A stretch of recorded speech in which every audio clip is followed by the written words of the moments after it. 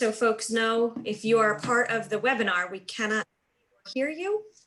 While you can see us and hear us, hopefully, it is not the same. So don't worry about that. You can also, at the bottom of your screen, you'll Q&A. You can open that up and then type in the questions that you may have. We are going to do our best to answer as many as possible. And what we're actually going to do is format this evening a little bit differently. We're going to try and get through the presentation a little bit quicker so that we can spend more time on the questions that come up. We'll still occasionally chime in with questions as they arise, but we unfortunately were unable to reach all of the questions. However, we will do our best. All right, we are live on YouTube and I am posting it on Facebook. So I think you are good to go, Mrs. Emanuel. Great, thank you. Welcome everybody. This is our 6th superintendent chat. We are discussing our reopening plans and what things are going to look like moving forward now that we have the official start. And this evening joining me, actually I should back up. I am Blake Emanuel. I am the school board president.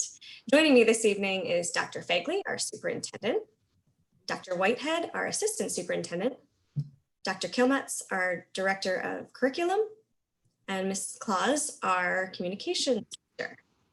So thank you everybody for joining me. Again, for anyone who didn't hear, we are going to take questions towards the end. We're going to try and squeeze in as many as possible by going through the presentation. So at that point, next slide, please. So we did vote, the school board voted on this past Thursday, the 6th, to do a virtual start for the school year, with the exception of high-risk, high-need students that will be identified. The majority will be virtual. We will reassess this the beginning of October. As we continue to get new information and consider everything going on, we will consider that, meet and discuss and determine how to move forward. This virtual start is for the first quarter, and we will vote on, I believe, the 31st to determine how we proceed for the second quarter. Our goal, of course, is in-person learning as soon as is safely possible. Next slide. Our teachers, our staff, and our administrators have been doing an incredible job since we closed on March 13th. Just like to do a shout out to our faculty for doing all they have done and getting prepared for the virtual start we had this year, but also want to recognize our staff and our administrators who have been working all summer long to make sure that everything is ready to go. And for when we return to school, everything is set up, ready to come back into school as quickly as is safely possible. You've heard us talk a bit in the past, if you've attended these chats before, about our virtual academy, and we're really proud of what we've been able to create. Our virtual academy and virtual instruction this fall will be different than it was in the spring. Our virtual learning will be synchronous learning. That was because we listened to the feedback that we heard from families and from teachers in the spring, and both faculty and students wanted more face time with each other and a more robust learning structure. So that's what we believe we're providing with our virtual learning academy. And our synchronous plan allows our students to feel connected, to experience class together, and to ask questions of their teachers whenever it is needed. It also allows for a seamless transition into in-person instruction when we're safely able to do so. And if you don't transition back when in-person instruction is available, you can do it at a later date and it will be a seamless transition. If you, sorry, no, it's okay. Our schedules for elementary and for secondary have now been posted on our website. So you're able to see a sample of what a learning day could look like for students. We have listened to your feedback very recently about wanting to have recess and lunchtime together and at the same time for all elementary students. And so we've been able to do that. And so you'll see on the new sample schedules that have been published on the website that start time of 9 a.m. for everybody, with a 12 p.m. recess time and a 12:30 lunch time for all K through 5 students. Our day does end at 3:30, and we'll talk a little bit more when we get to some of the questions about the specific schedules, but we hope those sample schedules will provide you a window into what daily life will look like while we're learning at home at the elementary level. At the secondary level, you'll see the start time is the same for all 6 through 12 students, and the end time is around the same time as it is for elementary, so that 3:20. Our student lunch period at 11:25 is the same for all 6 through 12 students. So hopefully while you're learning at home, it'll be a little bit easier to manage students' schedules at the elementary and secondary levels. Okay, let's talk for a minute about student expectations. Dr. Kilmes has been speaking about the schedules. We realized back in March, last March, when we were on that emergency closure, things look very different. And things are going to look different, though, as we start this new school year with expectations that we're starting as a normal school year. And so, what do we expect our students to do? We want them to be engaged. And that would be no different than if we were together, face to face. So take ownership of your work as you would, your academic work, and we want you to be proud of that academic work that you're engaging in. Daily attendance is very important, as it is always face to face. However, we realize that these are very different times, and so we want to balance those expectations to support you and to support the students.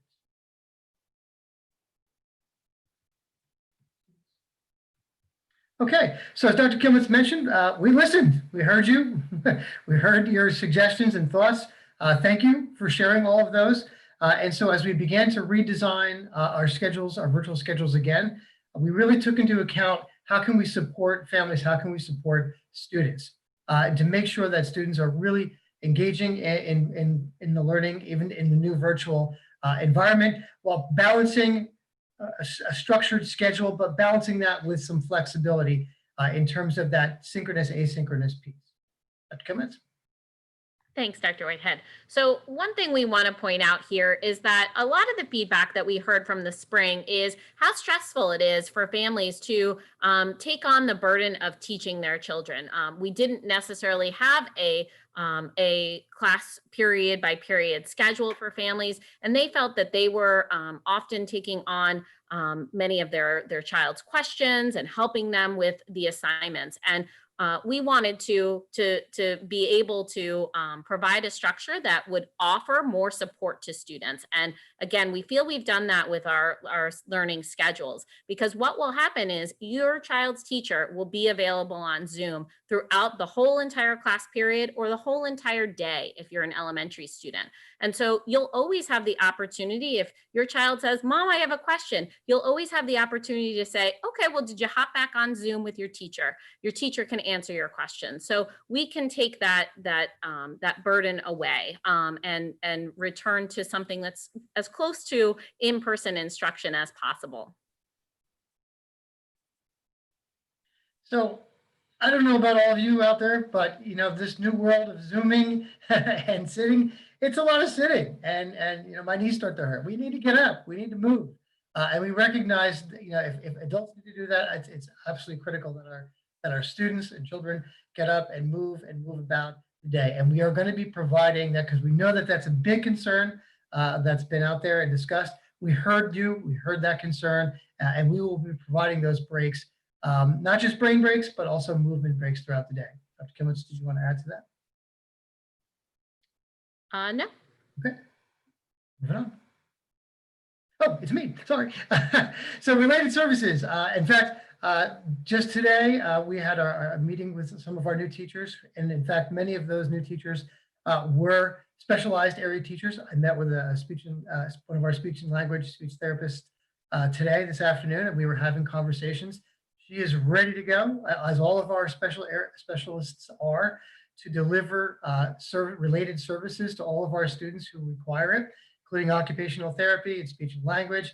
And again, they are going to be taking lessons learned that they learned at the end of last year, but improving on how they're scheduling and meeting with those students. And so they'll be creating schedules to regularly meet. They realize how important that is, and we will be providing all related services that are needed for all of our students. Mental health is a critical piece, and we recognize there's been a lot of comments. As I looked over the comments even tonight, I saw a number of comments in there, and I've received a lot of emails regarding this. You know, we here in Phoenixville are ahead of this curve. We began training our teachers and all of our staff members in trauma-informed care 2 years ago. So all of our staff members have been trained in trauma-informed care 1 through our Lakeside mental health provider. They've been trained in trauma-informed care 2. So we plan on continuing that training for all of our staff members. Additionally, our behavioral support staff members, our counselors will be providing in our opening in-service days next week with our staff. We'll be providing in-servicing and staff development to recognize signs and symptoms of stress for students. And so it's incumbent on the teachers and the staff members to recognize those. But additionally, we ask you to help us with that. We ask you to reach out if your child is experiencing some stress in this environment, and we know that it's a very different environment. We are here to help you. We recognize that, and our counselors and our mental health professionals are standing by, ready to help in any way possible. So we recognize this is a very, very important area. Okay.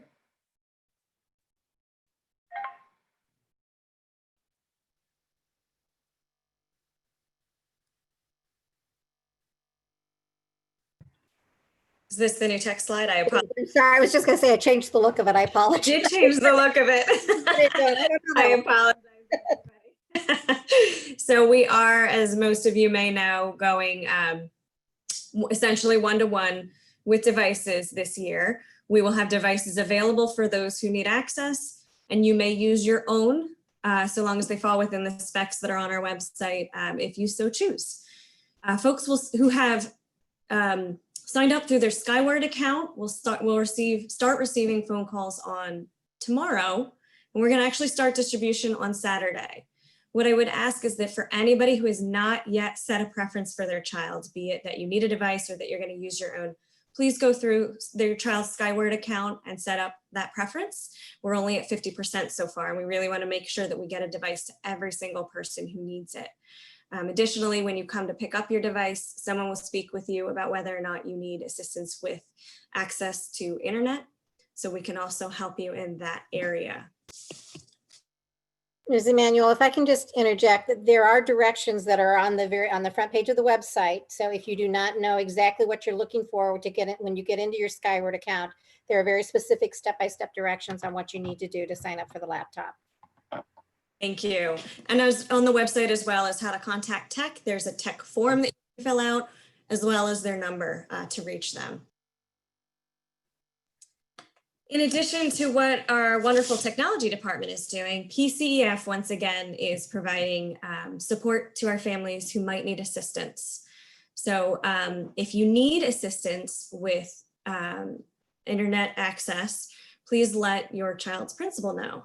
And if you would like to donate to this, to the Together We Can Fund, there's some really wonderful numbers that I have here. So a donation of $500 provides internet access for 4 families for the entire school year. A donation of $150 sponsors 1 laptop and 9 months of internet. $40 provides insurance for 1 device. $25 covers 2 months of internet. So those are some great resources that we are able to provide to our families with everyone's generosity. So if you feel so moved, information's on the screen. You can get in touch with PCEF and the Together We Can Fund, and we can help support our fellow community members. Thank you. Extracurricular activities are vital to students. They're vital to the culture of the school. And so we are still working hard to make sure that we have as many extracurricular activities as possible. At the elementary level, we would hope your child would participate in 1 extracurricular activity. At the middle and high school level, we would hope that they would participate in at least 2 extracurricular activities. Activities that we're looking at that can run this coming fall are clubs such as Lego Club, Chess Club, Newspaper, the Academics Club, Yearbook Club, Orchestra. That is one that will be able to run because we can have those folks at 6-foot distancing. Some examples of ones that will not be able to run safely are the wind ensembles, our choirs, some of our musicals, although I can break a little bit, give a little surprise. I understand the middle school has been able to find a totally Zoom musical so that they will be doing their fall musical over the internet. And then intramural sports will also not be able to run. For the fall sports, we are going to have the golf, singles tennis, and the marching band with no travel compete safely. Unable to compete safely under the guidelines that we have been given are cross country, field hockey, football, soccer, tennis, doubles, and volleyball. If you'd like to learn more about that, I'd recommend you go back to the August 5th board meeting. At that point, we went through a rather detailed description of the slipstreams and everything else that occurs as students are running. And they helped us make this decision that these particular sports cannot run safely, cannot compete safely.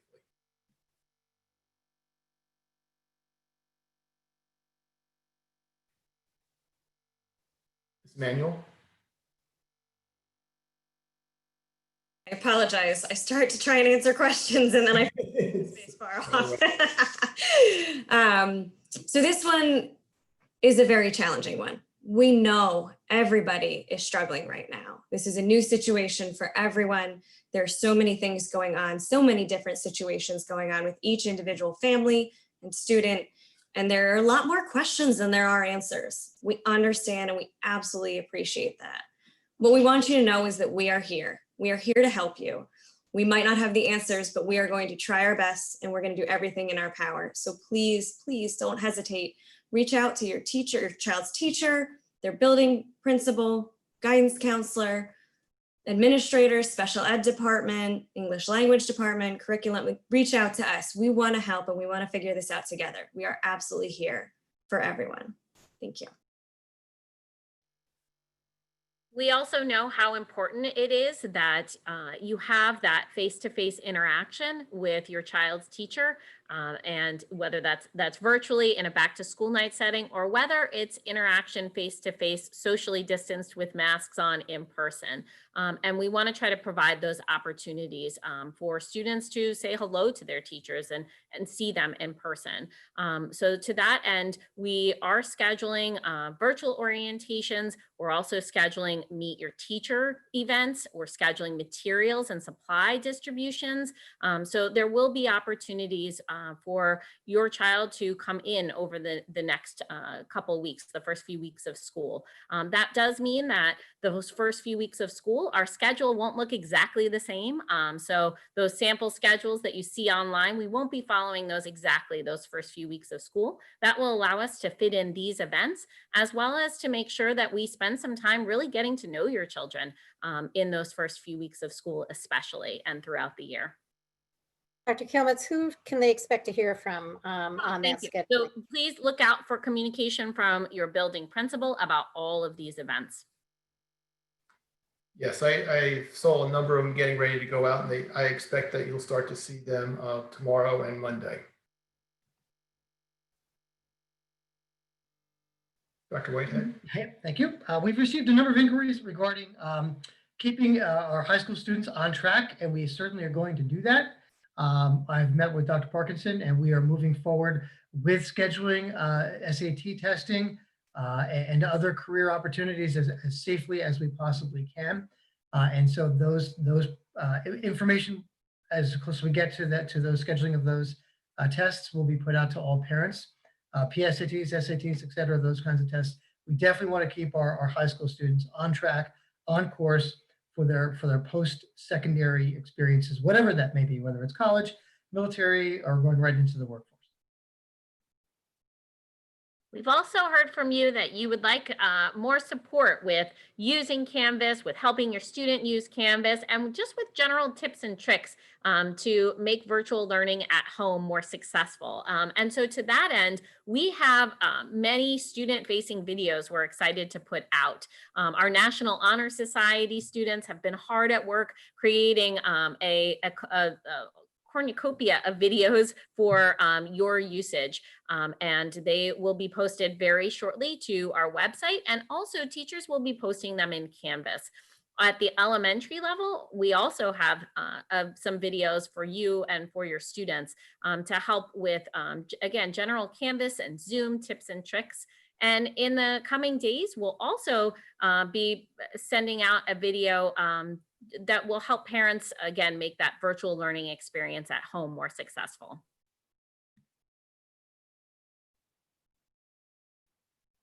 Did it again. I was trying to answer your question. As we do every year, we partner with PCEF to ensure that all of our students have the supplies that they need. This year, we're going to add a few extra items: a mask, water bottle, wired earphones, and sanitizer based on current needs. So if there is a need within your family for these supplies, please reach out to the building administrator or guidance counselor. We want to make sure we get to all our families. And again, the monies that go to the Together We Can fund go for anything at this point COVID related. So food, school supplies, and technology. So if you feel so moved to donate, that is where this will go at this point. Again, thank you for joining us this evening, but we're not over. We're getting ready to start answering your questions. We see there are approximately 30 in the queue. So at this point, panel, why don't we sit there, start looking at the questions and going through them, Mrs. Claus, if you wish, or Ms. Emanuel, if you wish, kind of lead off and tell us which ones you'd like to go with. I do have a couple. There are several questions about this synchronous and asynchronous instruction. And I want to kind of loop one other one in there, Dr. Kilmetz, because there's one asking about when it's scheduled for independent work or group instruction, is that a time that students can kind of step away from the computer and choose to do that at a different time? So at the elementary level, you'll see on the sample schedules that were newly revised that we tried to front load a lot of the more whole class direct instruction at the beginning of the day. And in the latter part of the day, you'll see opportunities for independent work, small group instruction, support time with support teachers, and the like.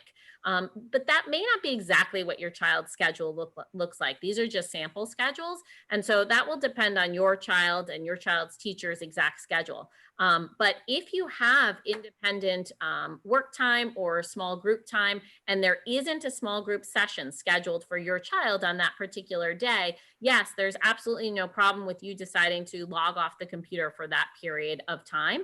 You do not have to check in at the end of the day with your child's teacher unless he or she requests it for some reason. There may be some, end of day closure or wrap up that occurs, but that may not be the case every single day. The special schedule also will be incorporated into the day, and you may have a specials area Zoom instructional period sometime in the afternoon as well. So once you are able to connect with your child's teacher and see what that daily schedule is going to look like, that should answer a few more questions. But if you are not scheduled for a small group, you do not have to be online at that time. Similarly, at the secondary level, in the class period, you'll be together for synchronous live learning as a whole class with your teacher at the beginning of the period. That's when attendance will be taken. And then there'll be times in the period when the teacher may send students off to work independently for a time. The teacher will stay on Zoom so he or she can answer questions or respond to students, meet with small groups of students. And there may also be a time when he or she says, okay, the whole class is going to come back at the end of the period for a share, for a wrap up. But anytime that you're that your child is scheduled to work independently, that's a time when you don't necessarily have to be on the computer. And obviously, there's different due dates for different assignments. So sometimes teachers might say, okay, this is going to be due at the end of the period, but probably more often they'll say, okay, it's Monday today. We're talking about this assignment that's going to be due Wednesday or Thursday. So there's that opportunity for you to work asynchronously on assignments as well. One of the questions, Mrs. Claus, is why are we waiting until the end of the marking period to let folks know what we're going to be doing second marking period? We're actually not trying to do that. What we're going to look at doing is our pandemic team is going to work with the departments of health to come up with what are the metrics that will be being used in order to say it's now safe to bring more and more students back into school. Beginning October 1st, we're going to be looking hard at those metrics, very hard, and our goal is to have a recommendation to the board by October 9th. so that the board can sit there and decide, yes, we're ready to come in, or we need to wait a little bit longer.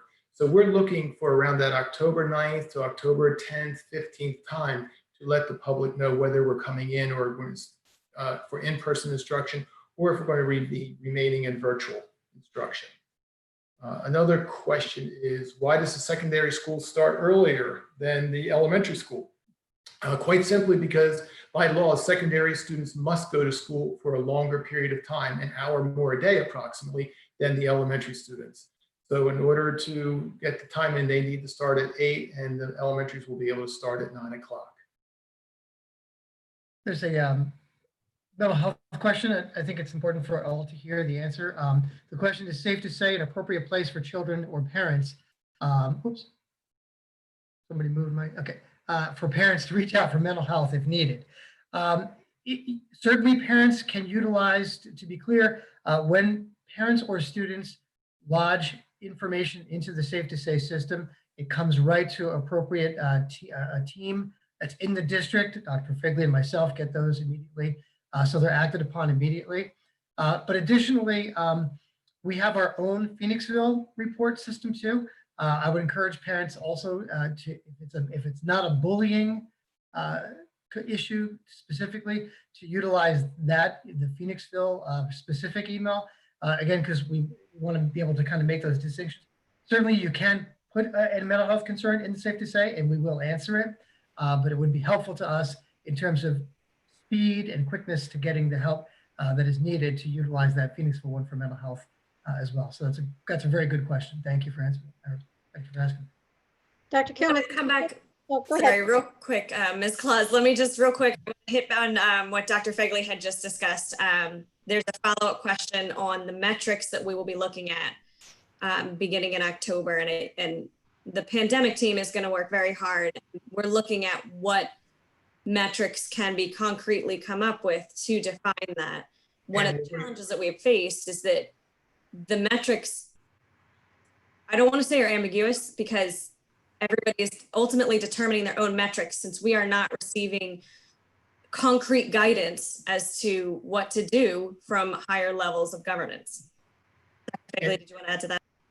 Yeah, and you wouldn't know this yet, Ms. Emanuel, because just this afternoon we were on phone calls and meetings as superintendents and assistant superintendents with health officials. And we were going through some of the metrics that they were recommending.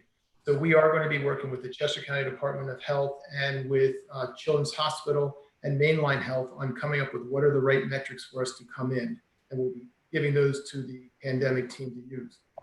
Right now, the Children's Hospital of Philadelphia, in looking at the metrics for the surrounding Philadelphia area, is actually recommending that all schools be virtual for their start.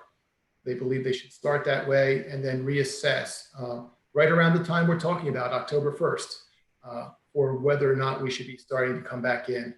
So by good fortune, we're following the same schedule as is being put out, at least currently, by Children's Hospital and Mainline Health. And we're looking at how we can sit there and make sure we come back in safely.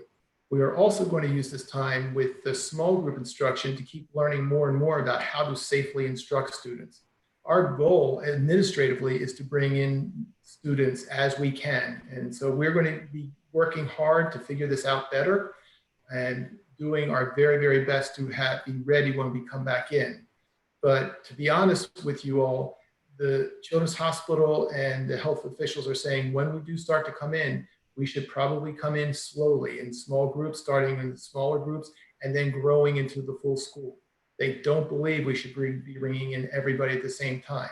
Now, please understand, folks, before you get real upset about this advice may change next week. We keep getting new advice all the time, and we keep trying to be as nimble as we can with the advice.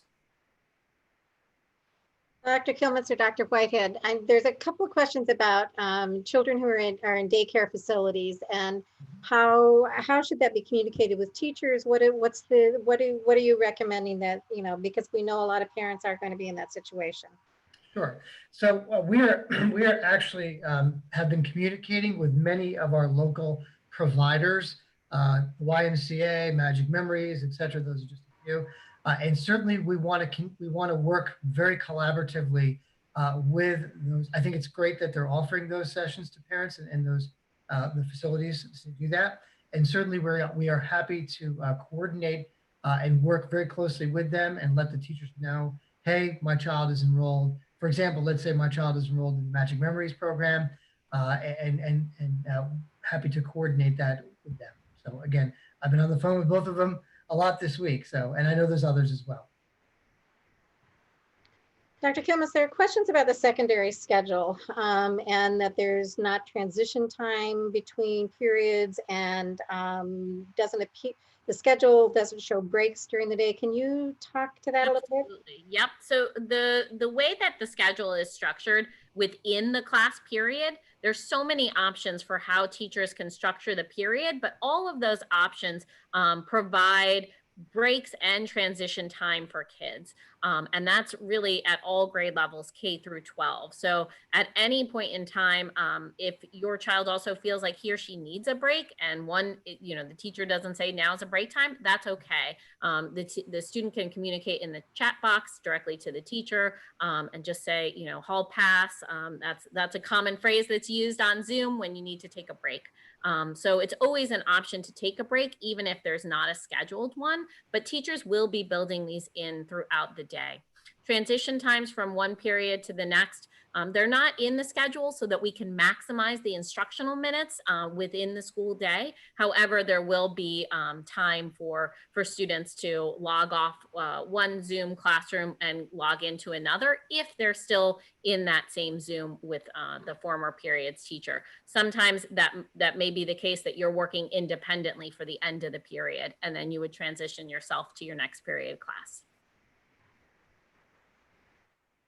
There's also a question on here that is great. What does day one look like? So how would a student, and primary, secondary, it's going to be different, of course, but could you speak to how a student's going to understand what their expectations are? What do they need to do? What does their day look like? So at the high school level, there's going to be virtual orientations that will be scheduled for day one. And you'll see that in the schedule that Dr. Parkinson will be putting out tomorrow or tonight. That obviously is different from how some of the other buildings may do it. At the elementary level, teachers are going to be communicating expectations and teaching and modeling those expectations for the first few weeks of instruction. And really that's the case for our K-12 classrooms and teachers and students. It takes a long time to learn expectations on Canvas and Zoom, and teachers are going to try to be as consistent as possible in their expectations, but it's still going to be a learning curve. So we do intend to support students through that and to help provide that modeling and practice time that's needed. Thank you. I have a couple quick ones that I can cover. Teacher assignments will come out tomorrow. That was one of the ones that had come up. They're coming out at 4 p.m. through Skyward. Another question was if there was a monetary need, for example, for the insurance for the computers. So I just want to reiterate any need that the family has, be it food, be it the physical device, be it internet. If you have a need within your family, please don't hesitate to contact your child's principal or guidance counselor to let them know, and we will figure out how to get you what you need. And then the other question was, how are we handling meals for free reduced qualifying students? We are going to, at this point, continue our distribution locations. So we are doing the 3 days a week, Monday, Wednesday, Friday locations. However, we understand that that's during school time. So we're going to look at some other alternatives and have really working on what this looks like. Like everything else, there have been so many changes and we are trying to keep up. We're doing a lot of work, a lot of things going on. So we're working hard to make sure that not only are the needs of students regarding free and reduced breakfast and lunch, I should clarify, breakfast and lunch being met, but our weekend bag program is continuing. We're working on how that's going to look moving forward. So we will roll out some more information. In addition to that, we have our next superintendent chat next week on the 20th. So we're going to cover a lot more topics there as well, and hopefully have some updates on some of the things we might not have right now.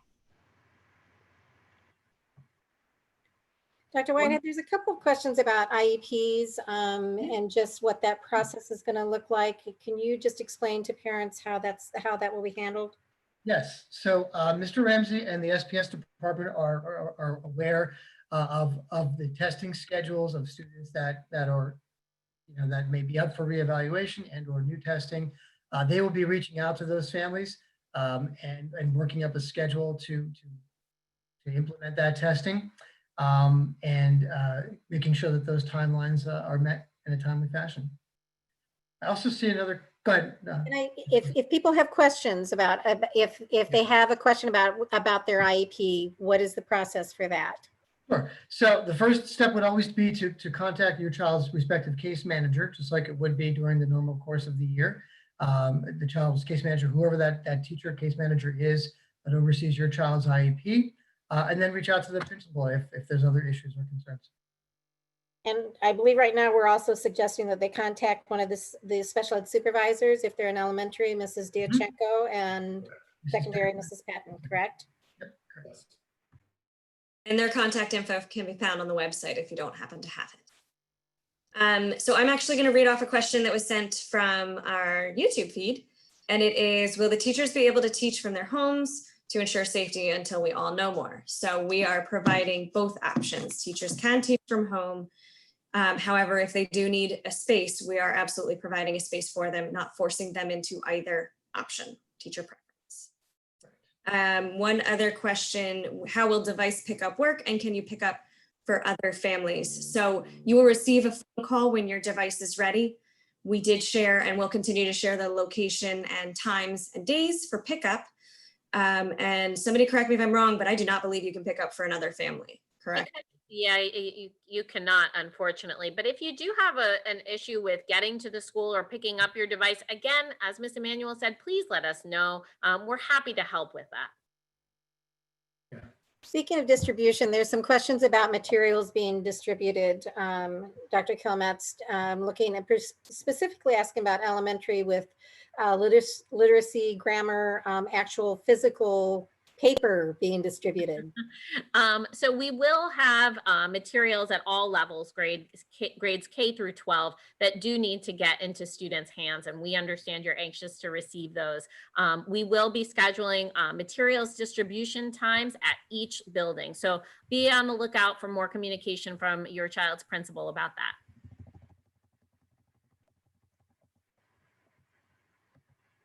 How will grading be handled this year, this semester, comparatively, especially to spring, which I know is very different? We are resuming somewhat normal grading practices this semester or this quarter. So that means that the report card guidelines and information that you see on the website is how we're planning on grading this quarter. That said, we do see and understand and hear that there are children who may need additional support, and our teachers are more than ready to provide that additional support. And that's why we do think we're able to have such a robust program, because we have great teachers who are going to help and support your children through that. So if you do think your child is struggling, please don't hesitate to reach out to your child's teacher if he or she hasn't reached out to you first. We're definitely here to support you and make sure that your children are going to be successful.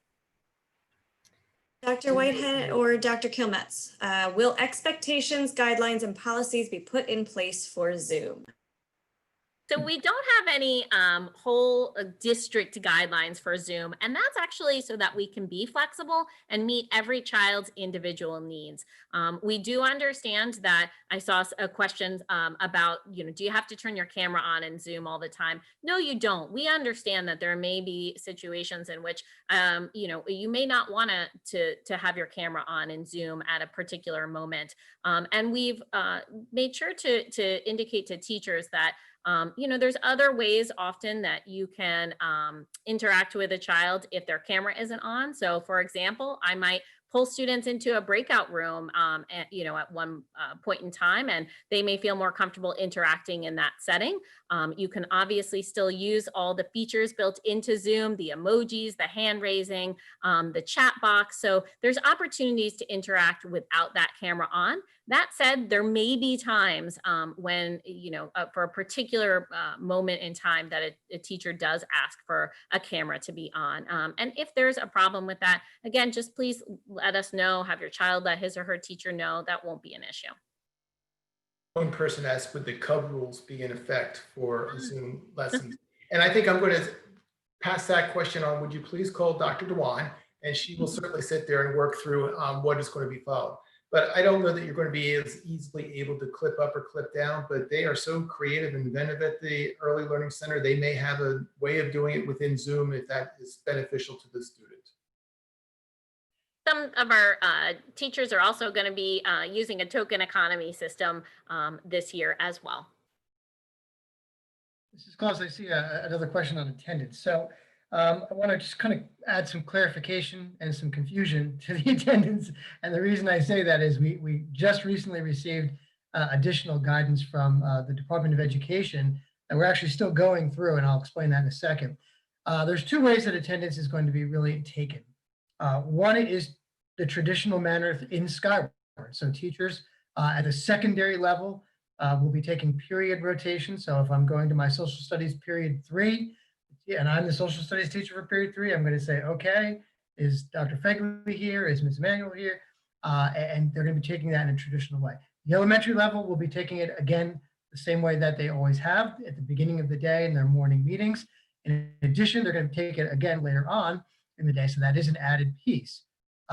What is different and unique that we're still working through is the Department of Education is strongly advising that we see how students are engaging in curriculum on a daily basis. So we're still working through what that will look like. But the spirit of what they're saying is we want to make sure that students are actively engaging in their curriculum, in their activities, in their projects, in all of their curricular areas. And so that's an integral part in showing that you're actively engaged and attending to your course. So more to come, more information to come. There's several questions about music programs. And one is, why is marching band not like orchestra? Well, the big difference there are the wind instruments. The wind instruments make all the difference in the room. And when we look at the graphs of wind instruments, they are blowing aerosols quite far. And they have determined that it's not safe for us to have the wind instruments playing during indoors. But outdoors with marching band, you have the wide air dispersal, you have great amount of airflow, obviously, so you are able to.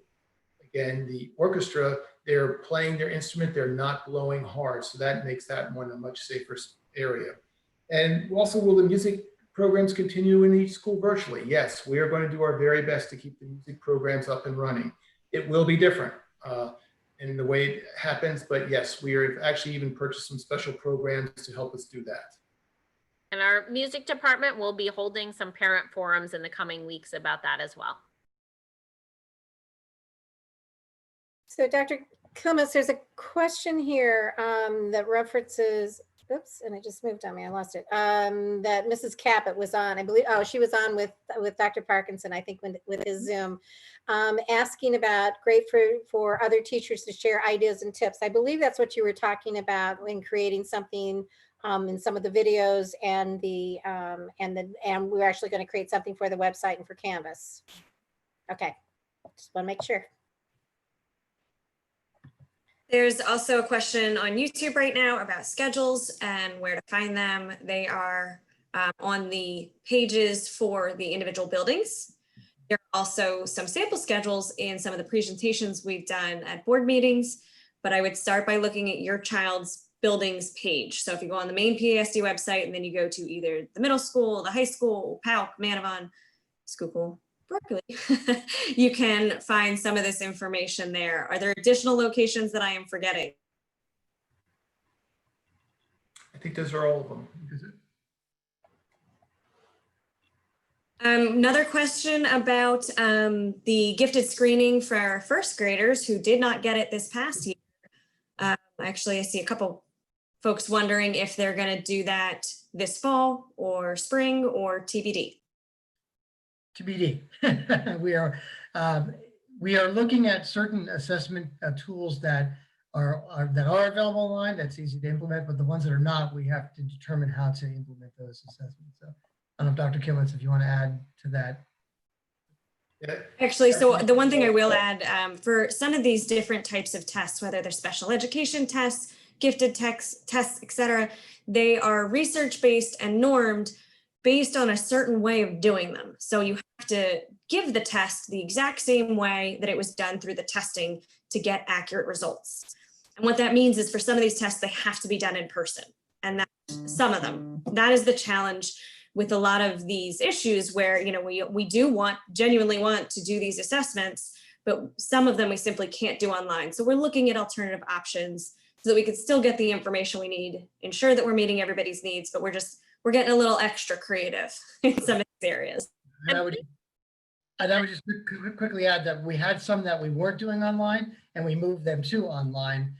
So we're certainly doing that. I was just going to add to that as well. There's a lot of assessments that we are able to do online this year that we maybe didn't have the capability to do online last year. So we will have benchmark assessments as usual in the fall, as we always do as well. And we're really happy and excited to be able to collect that data and use that data for instructional purposes.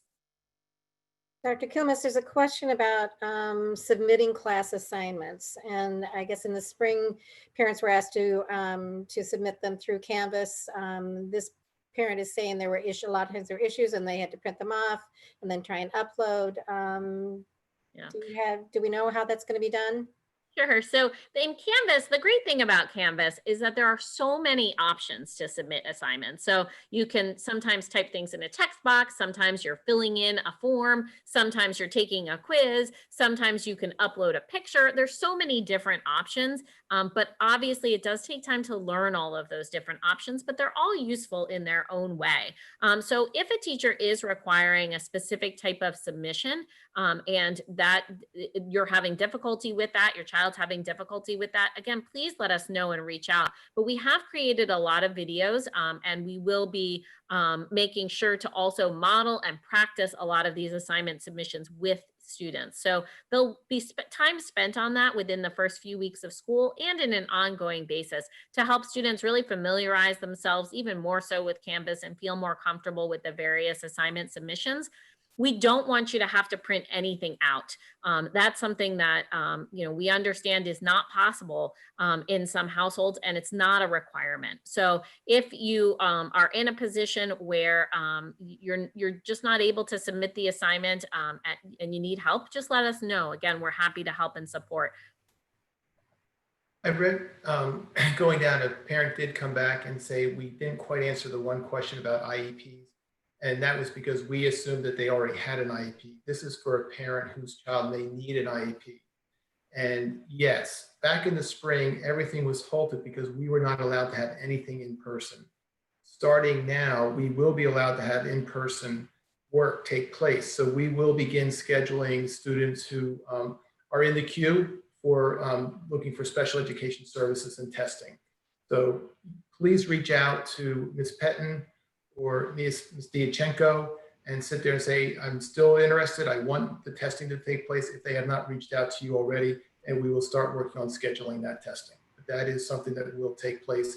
It will take place in person, and we'll work with you to make sure it's in a safe environment with plexiglass in between the tester and the student and other needs that are taking place. Just to add to that, if your child has a 504 and you have questions, please reach out to Mr. Ramsey. Yes.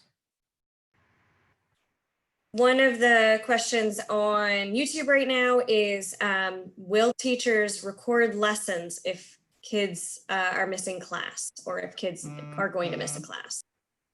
So that is up to teacher discretion. So when something is really important and students will need to reference it later, teachers will record and post to Canvas. Sometimes teachers will have pre-recorded videos that they will not be taking during live instruction, but before it. And they will also post those videos to Canvas as well. So the live sessions may not always be recorded. And in fact, I wouldn't expect them to always be recorded, but there will be reference material, other resources, and other videos for students to use on Canvas. There's a question about the security on Zoom, and can uninvited guests jump in? So I can talk about that a little bit too. The Zoom security protocol that we established last spring prevented any instances of Zoom bombing. So we do understand that initially, before Zoom had made some upgrades to their own security protocol, and before we had put out our own protocol and settings for teachers to use in Zoom, that security may have been an issue, but we haven't experienced that since those security upgrades and Zoom protocol were in place.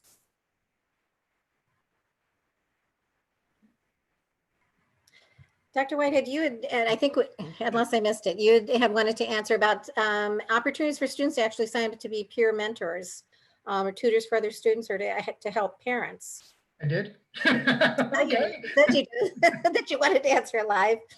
Did you answer that live? That's okay. Yes, certainly. You know, as Dr. Finkley mentioned, you know, and Ms. Emanuel mentioned, our NHS students, you know, have created a cornucopia, I think is the word that Dr. Kilmetz used, of videos. And certainly if students are interested either in being a mentor and or a peer mentor or help an assistant TA, I think they call it the high school, and or if they need that assistance, certainly they should reach out to their child's counselor. We've also partnered with some outside organizations who've helped to provide some support to our students. So again, like Dr. Whitehead said, please reach out. So there are still a couple of questions about the synchronous and asynchronous. So I'm going to Dr. Kilmetz, if you can, or if someone else wants to jump in, as to maybe the philosophy behind. It's like, why can't we have an asynchronous option? Is it attendance? Is it tracking? Is it hours? Is it technology? Would you like to address that, or do you want to pass the baton to someone else? So I'll start, and Dr. Kilmetz can certainly jump in. You know, I've been saying this to a lot of parents, and I feel like a little bit of a broken record, but I'll say it again. You know, we need to move away from thinking about synchronous and asynchronous. It's really a misnomer. It really, really, really is. All instruction is synchronous, right? So if you go back to prior to March 13th and you walked into any of our classrooms or any classroom at any school district, you're going to see a teacher teaching in front of the classroom, right? And that teacher is going to be providing, at times, talking like I'm talking to all of you right now and saying, okay, you know, here's a new concept, or hey, let's take out your homework, and linking it to previous knowledge previous things that you did before. Likewise, during the course of that face-to-face lesson, you're going to see the teacher go, okay, this is Dr. Kilmetz, Mrs. Claus, Mrs. Manuel, you're going to work on this concept. You guys are going to go off and you're going to work on this. You know, Dr. Fagley, you and Timmy and Johnny are going to work on another area and do some group work. And you may be working independently, thus the asynchronous piece. So the reality is any good quality lesson is going to have both. And that's really what we are attempting to do. Yes, are there parameters with attendance and synchronous and attendance taking? Sure, those are important pieces that are required of us for the state for our programming. But the reality is, to have a completely asynchronous program, it lacks rigor. It does, and the reality is, and the other concern, as you can hear from the description, is teacher availability and teacher contact. Mm-hmm. You know, if you walked into the brick and mortar classroom, there'd be a teacher sitting at that desk available for your child to ask questions. And that's what we're trying to create, is as close of an experience to a real brick and mortar classroom as we possibly can. Dr. Kilmetz, I don't know if you want to add to that. That was great, Dr. Whitehead. Thank you. I see some homework questions, Mrs. Paul. Go ahead, go for it. I was gonna pass it off. So homework, let's talk about homework. We are in the, first of all, I have to say thank you to there are probably a lot of folks out there that were served on our homework committee. We just spent a year working with 35, 40 people on a homework committee and made some wonderful recommendations for guidelines to our board of school directors who accepted those. And those are in our student handbooks. And so obviously those guidelines were created for brick and mortar face-to-face instruction, right? And a big concern that parents have expressed, obviously, is screen time, right? And we don't want students spending hours and hours and hours and hours in front of screens. So the expectation of homework, our faculty right now, and our administrators and principals are having conversations with amending our homework guidelines because they're going to have to look different.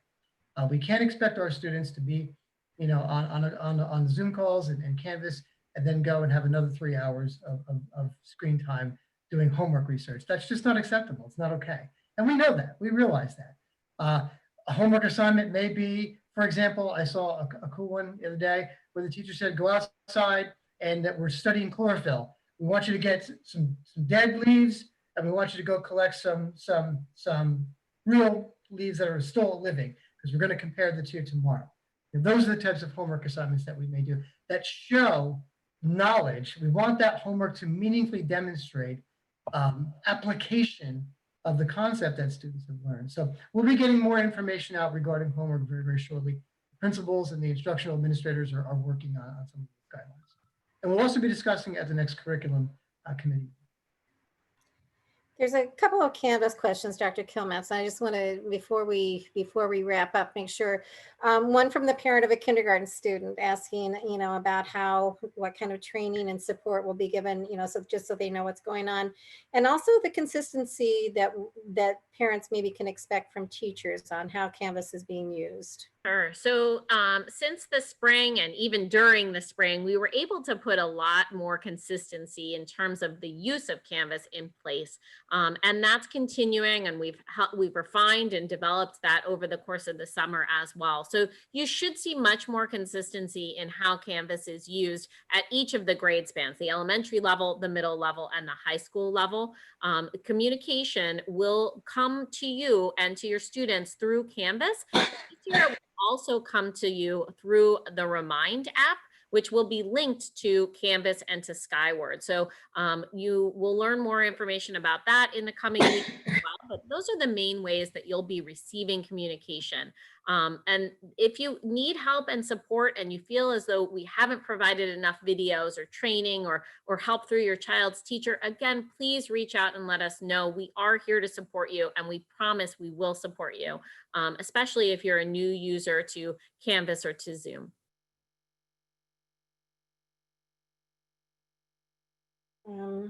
Questions that I had seen that I can quickly answer is what happens if you lose power and your student can't get online? So this one falls under that big umbrella. We keep saying, please just reach out. I mean, we understand we're going to hit some bumps in the road. Absolutely. But just please reach out to your child's team and we'll make sure to communicate and we will figure it out. Thank you. And as you could do other times, you'll be able to call the office. The office staff will be in, so you can, if you don't have power to get on and online, you can certainly make a phone call.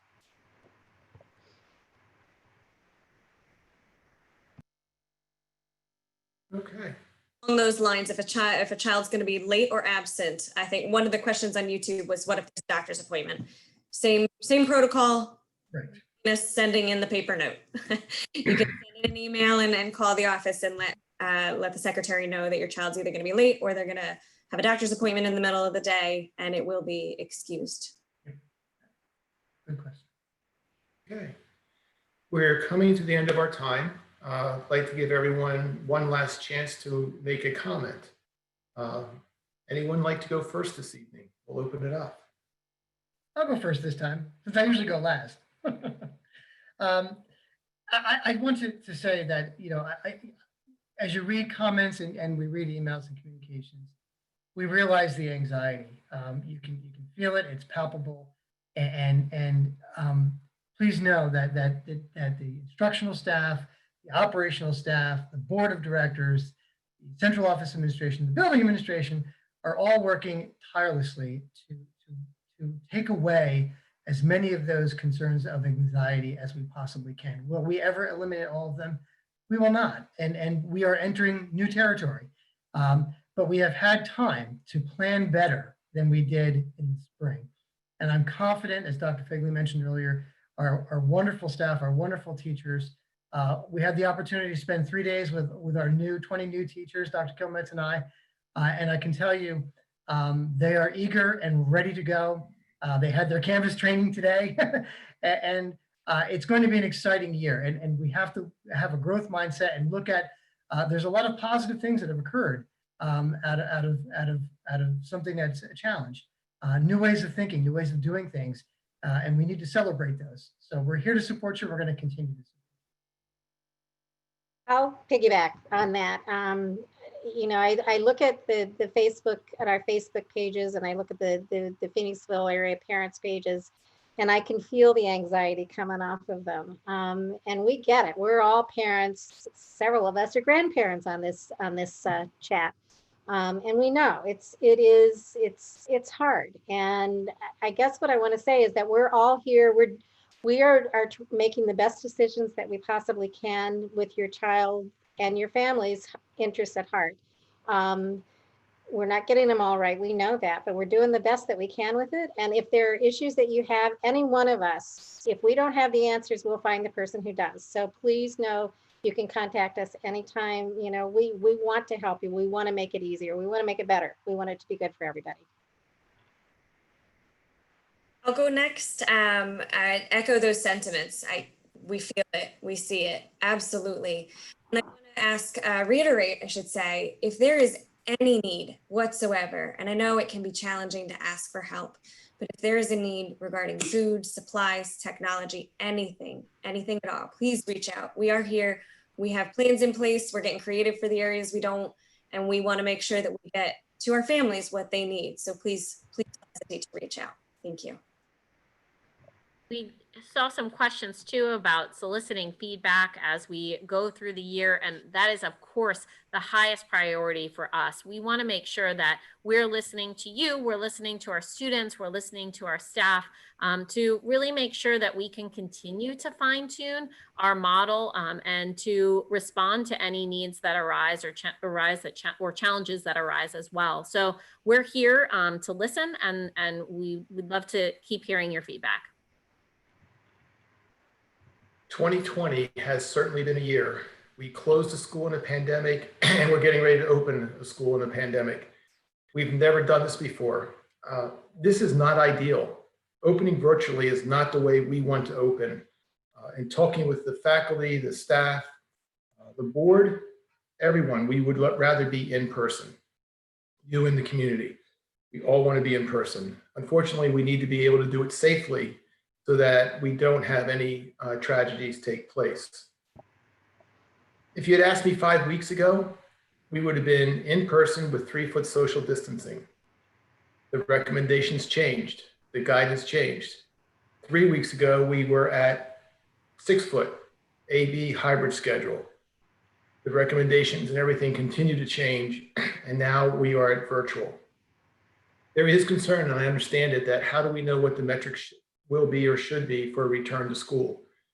We are still working with the Department of Health. We're working with the area hospitals.